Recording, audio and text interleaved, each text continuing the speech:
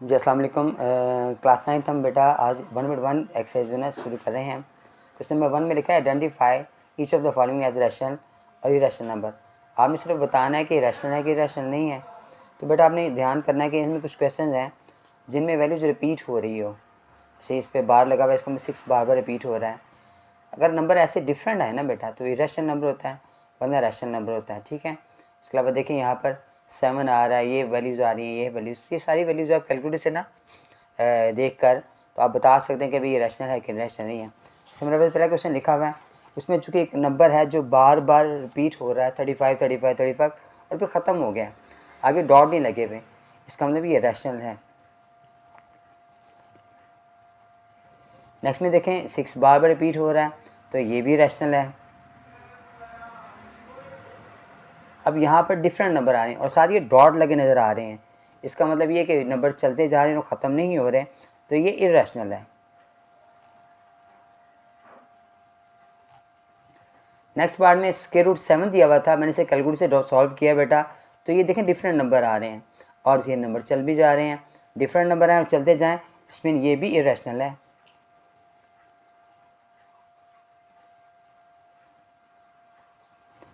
Next में हमें Euler लिखा हुआ है, यूलर नंबर मेरे पास आ रहा है, तो इस नंबर्स को आप कैलकुलेटर पे भी नंबर मौजूद है ये वाला, तो इस नंबर को आप देखें कैलकुलेटर पे तो ये वाला आंसर बताता है, तो ये भी डिफरेंट नंबर आ रहे हैं, ये भी इरेशनल नंबर है।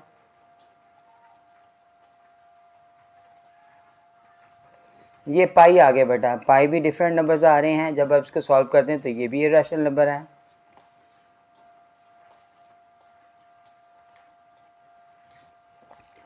नेक्स्ट में हमारे पास 5 प्लस स्क्वायर रूट 11 आ रहा है, इसे आप कैलकुलेटर पे लेकर सॉल्व करोगे तो इसका ये आंसर देगा। ये चूँकि डिफरेंट नंबर आ रहे हैं तो ये भी इरेशनल नंबर है बेटा। आपने जस्ट यहाँ पर नोट करना है कि इरेशनल है कि इरेशनल है, बस इसके अलावा कुछ नहीं। इसमें ये आप समझिए ऑब्जेक्टिव क्वेश्चन हैं जो आप ये बुक पर भी कर सकते हैं। ये वाले क्वेश्चन को भी आप 3 है स्क्वायर रूट 3 है 13 स्क्वायर रूट है, दोनों को प्लस किया गया है, इसका आंसर ये आ रहा है, तो ये भी इरेशनल नंबर है बेटा।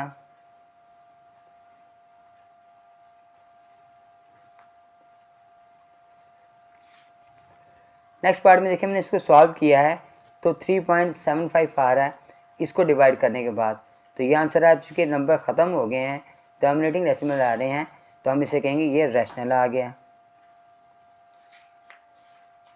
उसके बाद यहाँ पर देखें, यहाँ पे जो क्वेश्चन आ रहा है हमारे पास जो मल्टीप्लाई हो रहा है, फार्मूला भी अप्लाई हो रहा है, ए माइनस स्क्वायर रूट 2 है, उसके बाद फिर दूसरा जो नंबर आ रहा है स्क्वायर रूट, ये दोनों फार्मूला अप्लाई हो रहा है इन पर ना, तो इन पर गौर करें तो ये नंबर भी हमारे पास मल्टीप्लाई कर लेंगे, फार्मूला अप्लाई करें तो इसका आंसर 2 आता है, तो ये भी रैशनल नंबर है। ठीक है बेटा,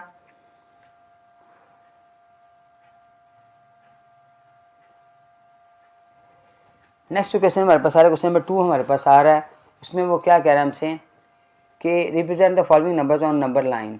अब हमें नंबर लाइन पर इनको ज़ाहिर करना है, देखिए कैसे नंबर लाइन पे ज़ाहिर करेंगे, तो यहाँ पे स्क्वायर रूट 2 है, स्क्वायर रूट 3 है, तो ये कुछ क्वेश्चन दिए हैं हमारे पास सॉल्व करने के लिए, मैं आपको बताता हूँ, समझाता हूँ इंशाल्लाह ये क्वेश्चन कैसे सॉल्व किए जाते हैं। ठीक है, पहला क्वेश्चन तो मैंने यहाँ पर नोट किया हुआ है, आपके सामने नज़र आ रहा है, तो मैंने एक नंबर लाइन भी इसके ऊपर लगाई हुई है।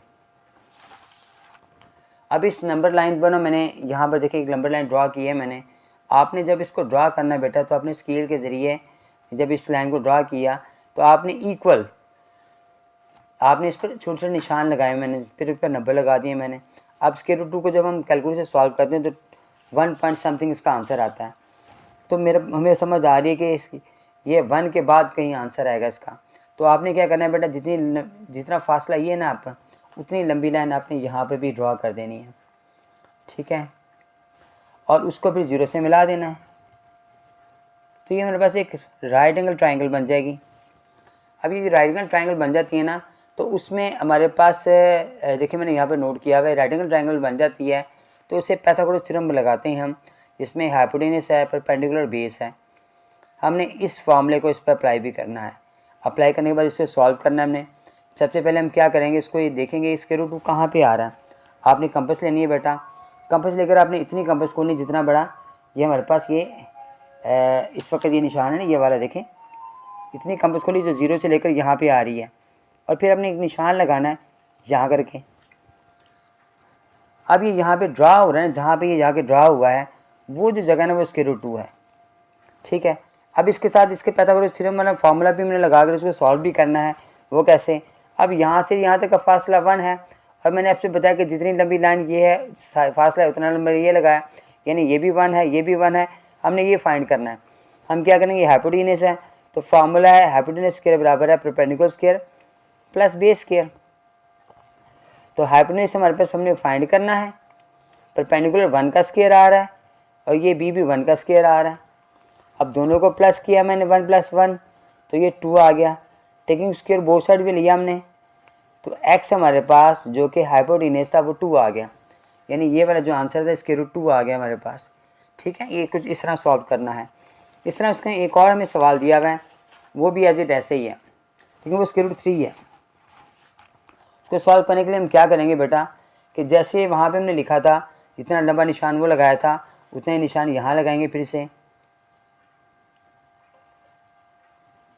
और लाइन ड्रा करेंगे वही वाली जैसे हमने पहले ड्रा की थी 1 के ऊपर, क्योंकि √2 का जवाब भी 1 पॉइंट समथिंग आता है, उसका जवाब भी 1 पॉइंट समथिंग आता है।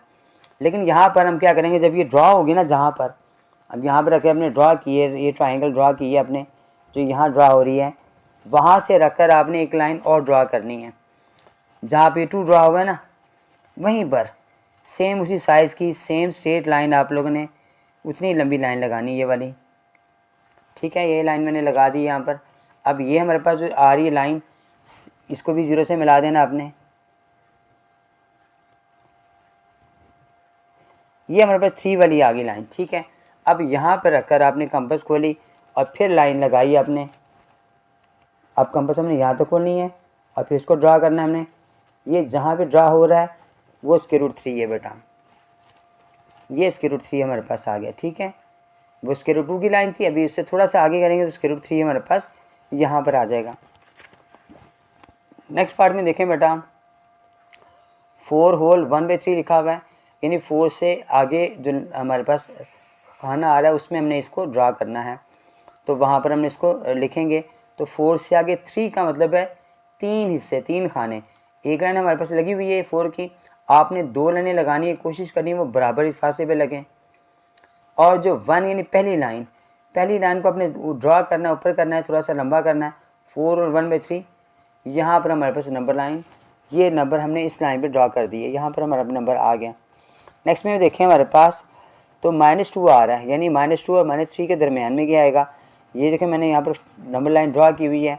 अब हमारे पास यहाँ पे 7 आ रहा है, दरमियान में हमारे पास एक लाइन है, हमने बाकी 6 लाइनें और लगानी है। 1 2 3 4 5 6, थोड़ा फासला कम हो गया, आपने फासला बराबर रखना है।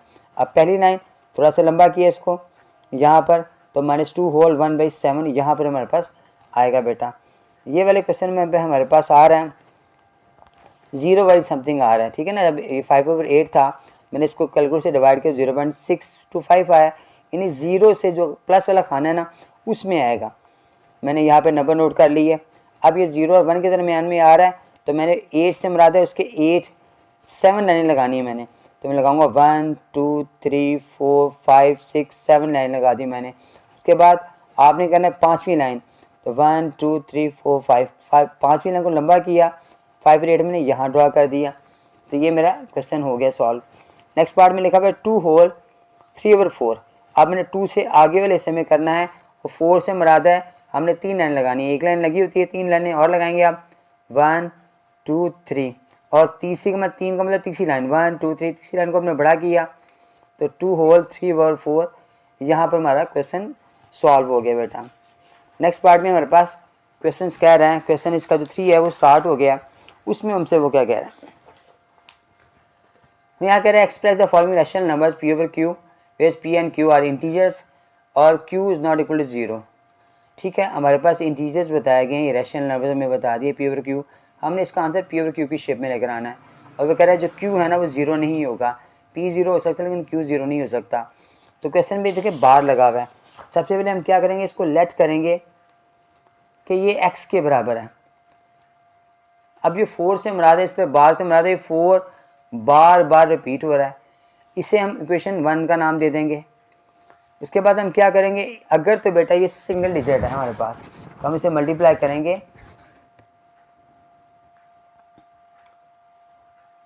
बाय 10 के साथ, और अगर डबल डिजिट है तो हम इसे 100 से मल्टीप्लाई करेंगे। 10 से मल्टीप्लाई किया तो यहाँ पर बोथ साइड्स पे करना है आपने, ऑन बोथ साइड्स। यहाँ पर किया x के साथ तो 10x आ गया, इस तरफ हमने किया जब मल्टीप्लाई किया तो एक डिजिट इस तरफ आ जाएगा, बाकी 4 4 एज इट ऐसे ही चलता जा रहा है। इसे इक्वेशन मैंने सेकंड का नाम दे दिया। अब हम क्या करेंगे, सब्ट्रैक्ट करेंगे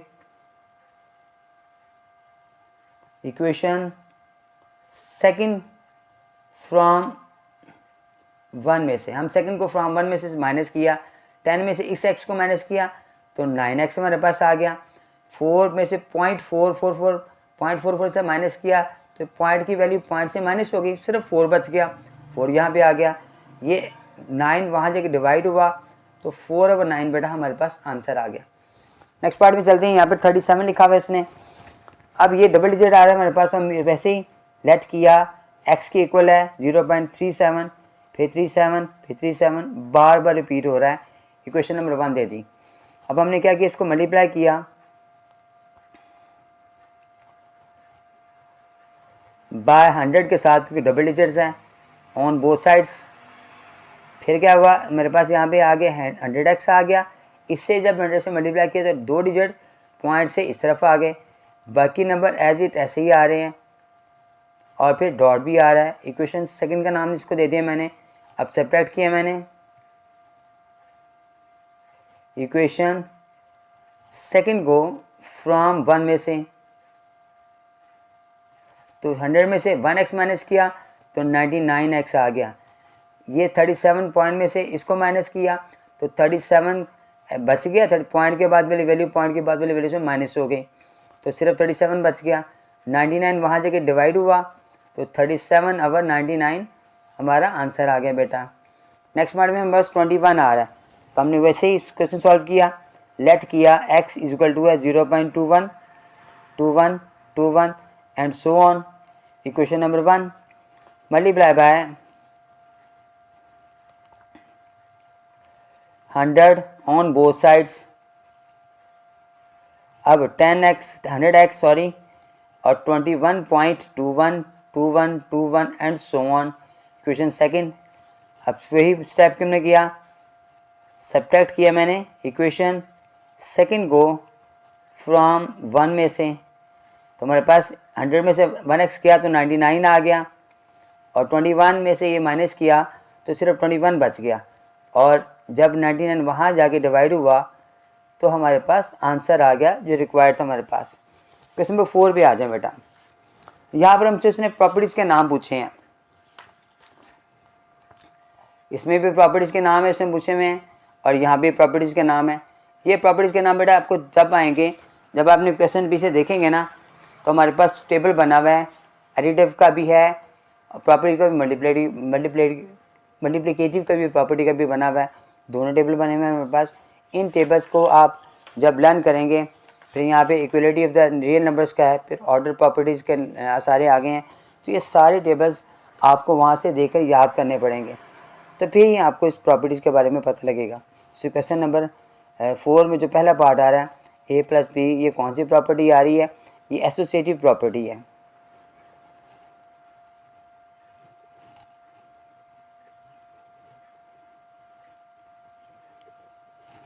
ओवर एडिशन, अगर यहाँ पे मल्टीप्लाई का साइन होता और 3 नंबर होते तो एसोसिएटिव प्रॉपर्टी ओवर मल्टीप्लिकेशन होता, लेकिन यहाँ पर चूँकि प्लस आ रहा है या माइनस होता तो माइनस हो जाता, तो हम यहाँ पर एडिशन फ़िलहाल यहाँ पे नोट करेंगे। ठीक हो गया जी। नेक्स्ट में देखें, हमारे पास दोनों नंबर जो आ रहे हैं लेफ़्ट साइड पे भी राइट साइड पर भी, तो ये 2 नंबर्स आ रहे हैं, तो इसे कम्युलेटिव प्रॉपर्टी कहेंगे।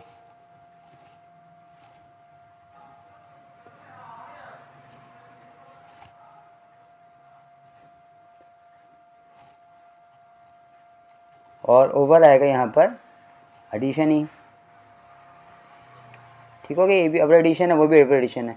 यहाँ पर x के साथ x माइनस हो रहा है, दोनों माइनस होने के बाद प्रॉपर्टी आ रही है 0। हमारे पास इस प्रॉपर्टी का जो नाम होगा वो होगा एडिटिव प्रॉपर्टी।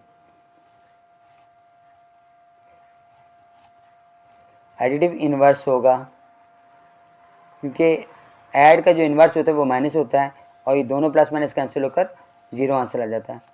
अब ये हमारे पास आ रहा है ए प्लस बी, और यहाँ पर भी मल्टीप्लाई हो रहा है।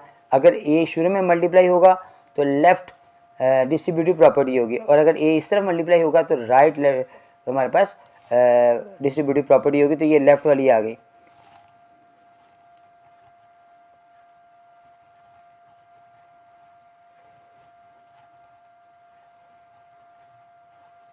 नेक्स्ट पार्ट में देखें, हमारे पास आ रहा है 16 है और साथ प्लस 0 आ रहा है।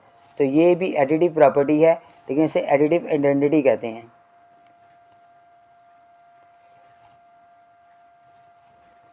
एडिटिव आइडेंटिटी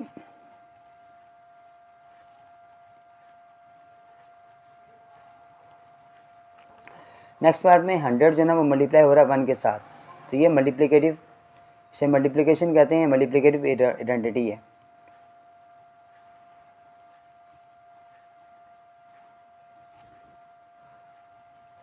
ये भी आई था, मल्टीप्लिकेटिव आइडेंटिटी आ गई। ठीक है जी। नेक्स्ट पार्ट में हमारे पास देखें 4 जो ना वो मल्टीप्लाई हो रहा है हमारा 5 मल्टीप्लाई 8, दोनों साइड पे देखें तो ये वही प्रॉपर्टी आ गई जो शुरू में मैंने बताई थी, एसोसिएटिव प्रॉपर्टी है, लेकिन अवर मल्टीप्लिकेशन है।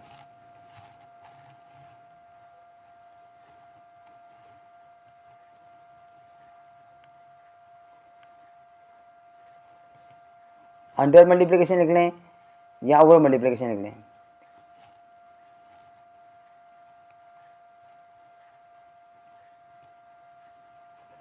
और ये वाली भी सेम वही प्रॉपर्टी है, लेकिन इसमें जो कि 2 नंबर आ रहे हैं तो ये कम्युलेटिव प्रॉपर्टी होगी।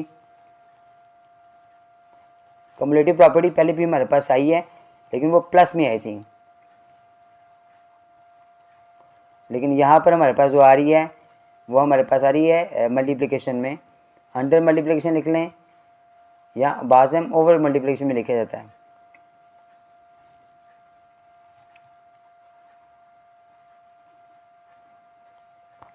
नेक्स्ट क्वेश्चन 5 हमारे पास आ रहा है, उसमें भी उसने प्रॉपर्टीज़ के बारे में पूछा है हमसे। अब जो पहली प्रॉपर्टी हमारे पास आ रही है, इसमें ये -3 है और ये -1 आ रहा है, और यहाँ पर 0 जो ना वो छोटा बताया हुआ है इसमें, तो ये एडिटिव इन्वर्स है, इसे एडिटिव प्रॉपर्टी कहा जाता है।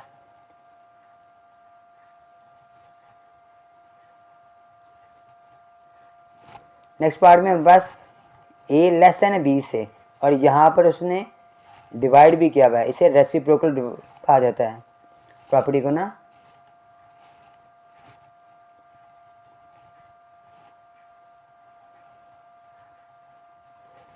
नेक्स्ट पार्ट में देखें, हमारे पास इसमें a लेस देन आ रहा है b के साथ और a प्लस c है, लेकिन ये c वहाँ जाके माइनस हो जाएगा, c से कैंसिल हो जाएगा, तो ये लेस देन b ही आएगा।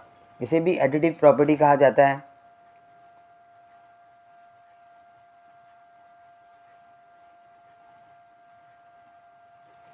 अब यहाँ पर ये मल्टीप्लिकेशन में हमारे पास आ गई वैल्यू वही वाली ऊपर वाली है, लेकिन मल्टीप्लिकेटिव प्रॉपर्टी आ गई है इसमें, ए सी और बी सी मल्टीप्लाई हो रहा है। यहाँ लिखे हैं मल्टीप्लिकेटिव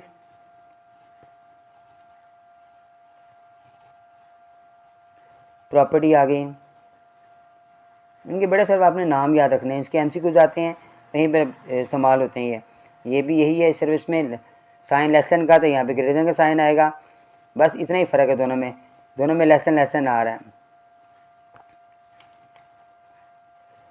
ये आगे हमारे पास ये भी मल्टीप्लिकेटिव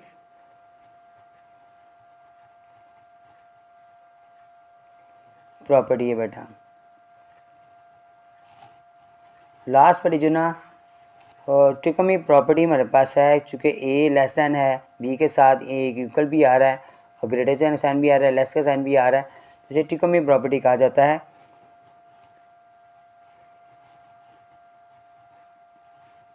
ट्रिकोटोमी प्रॉपर्टी।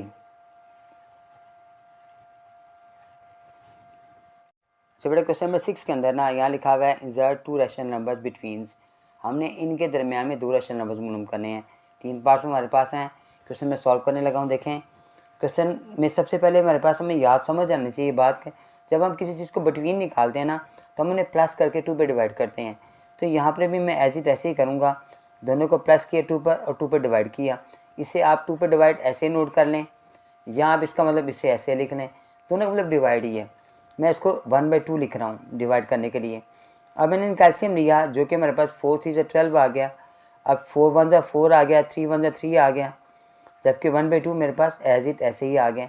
अब इन दोनों को प्लस किया तो 7/12 आ गया, और फिर मैंने 2 से डिवाइड किया, यानी 2 से इसे कटिंग करना था मैंने। अब 7 से तो कटिंग नहीं हो सकता, 12 से मल्टीप्लाई होगा, तो हमारे पास आ गया, ये आ गया 7/24। पहला नंबर हमारे पास आ गया। अब जो सेकंड नंबर हमने लेना है बेटा, तो वो हम क्या करेंगे, इसको और जो इसका सेकंड नंबर था 1/4, इन दोनों को प्लस करके 2 पे डिवाइड करेंगे, यानी 7/24 आ गया। प्लस किया 1/4 के साथ और डिवाइड किया उसको फिर 1/2 के साथ ही, इसका एलसीएम 24 आ गया। 7 एज इट ऐसे आ गया। अब 6 4 6 जार 24 और 4 6 1 जार 6 आ गया, मल्टीप्लाई 1/2 ऐसे ही आ रहा है। अब इन दोनों को प्लस किए तो 13 आ गया, 24 नीचे आ गया, 1/2 से हमने किया। अब ये फिर 13 से कटिंग नहीं हो सका, तो फिर हम क्या करेंगे, 24 से मल्टीप्लाई करेंगे तो ये 48 हमारे पास आ जाएगा। अब जो दो नंबर बिटवीन उसने कहा है, एक तो 24 है और एक 13/48 है, ये दोनों नंबर हमारे पास इनके बिटवीन आ रहे हैं। ठीक है बेटा, नेक्स्ट पार्ट में चलते हैं। इसमें से लिखा हुआ है 3 और 4 इसके बिटवीन नंबर्स बताएं। तो हमने वही क्या किया, इनको प्लस किया, 3 को प्लस किया 4 के साथ और डिवाइड किया मैंने 2 के साथ। ठीक है, तो हमारे पास 7 आ गया। 7 को जब हमने 2 से डिवाइड किया तो 1/2 था, तो ये 7/2 हमारे पास आ गया। अब 7/2 और लास्ट में नंबर 4 आ रहा है, इन दोनों को मैंने प्लस किया 7/2 प्लस किया 4 के साथ और फिर डिवाइड किया 2 के साथ। इसका नंबर और लास्ट वाला जो नंबर हमारे पास सेकंड नंबर आ रहा है ना, उन दोनों को प्लस करके 2 पे डिवाइड करेंगे तो हमारे पास सेकंड नंबर आ जाएगा। अब इसका एलसीएम लिया जो कि 2 आ गया और 7 ऐसे आ गया, 4 2 जार 8 हो गया। अब 8 और ये 15 हो गया, 15 को 2 से किया तो 1/2 इसके साथ किया तो 1/2 के साथ ये कटिंग नहीं हो रहा, 15 के साथ कटिंग 2 नहीं हो रहा, तो हमने क्या किया 2 और 2 4 हो गया, तो 15/4 एक 7/2 हमारे पास आ रहा है और सेकंड नंबर 15/4 हमारे पास आ रहा है। दोनों नंबर हमारे पास उसके जो बिटवीन नंबर थे वही आ गए, क्वेश्चन सॉल्व हो गया बेटा। नेक्स्ट पार्ट में बस 3/4 है और 4/5 है, इन दोनों को प्लस किया मैंने और फिर डिवाइड किया वही 1/2 के साथ।